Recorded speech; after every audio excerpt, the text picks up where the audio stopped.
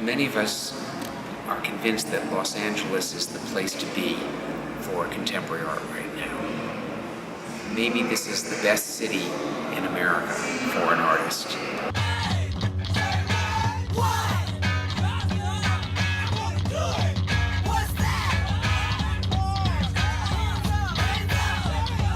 The Arts District was formally founded, I think, in the 1990s, and that's a time in which the city of Los Angeles passed the Artist in Residence ordinance so that artists could legally live and work in these, kind of cheap, large warehouse spaces.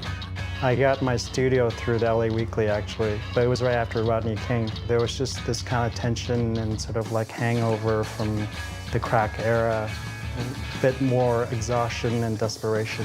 I had a studio downtown at 6th and Alameda, which even when I lived in San Diego and I first started to put posters up in LA, that was a corridor that was always great. A lot of warehouses and buildings that were dilapidated to put art on, and then also same warehouses provided cheap space for artists to rent.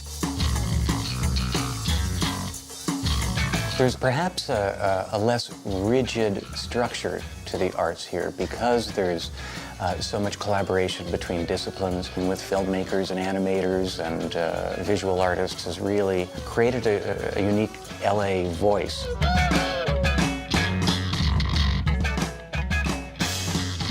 I absolutely do think that the Standard Downtown LA has had a really positive effect on the emerging art culture for our neighborhood. It's getting a group of people to come to downtown LA that would never ever think of coming down here for art. And the 6th Street mural is a new art piece for the Standard Downtown. Recently we had Charles Munka, and he came out and installed an incredibly dynamic piece. This is Subliminal Projects, which is my gallery that's inside the same space as our design firm, Studio Number 1. I am doing my first show here. It's called Printed Matters. These are multi-layer screen prints of transparent black ink on oxidized aluminum. I've always loved the textures of things that you find on the street, outdoor surfaces, and things that feel like they have a life, that it's been organic. It's less about pristine, sterile, white, and I think it really adds to the character.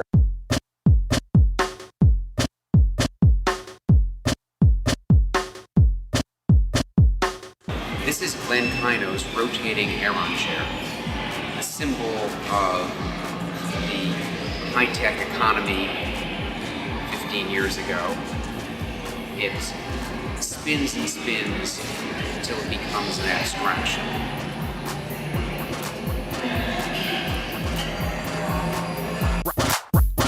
It goes boom bap, original slap. Came from the Bay and we brought it right back. Twitching, tweaking, kids be leaning, looking like Hollywood and the art world are both very closed off circles, and they're almost like these cliques. It's like coming to a new school, and when you sit down at the table, you have to sort of integrate. And I think that Jeffrey's sort of tapping into that and is doing things that are making it more palpable to a broader audience. He's actually the person who's long been that bridge between the emerging urban culture, street culture artists, and the higher end fine art world. And now he's in a real position of power. So, some people I think are feeling very threatened by the move, but a lot of younger people I know are extremely excited.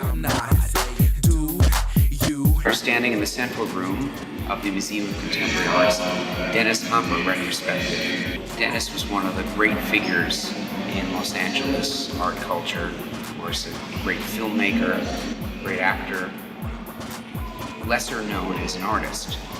His photographs are extraordinary in capturing the 1960s scene. I think that many people in the contemporary art world will shun the entertainment industry as just a force to contend with, but the fact that there are thousands and thousands of people with knowledge and practice of how to incorporate moving images, whether it's film or video, into collaborative artistic practice creates incredible opportunities. The history hasn't been written.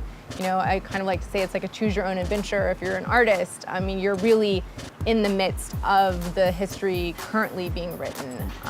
So I think that that's why it's a very inspirational place to be living and working right now.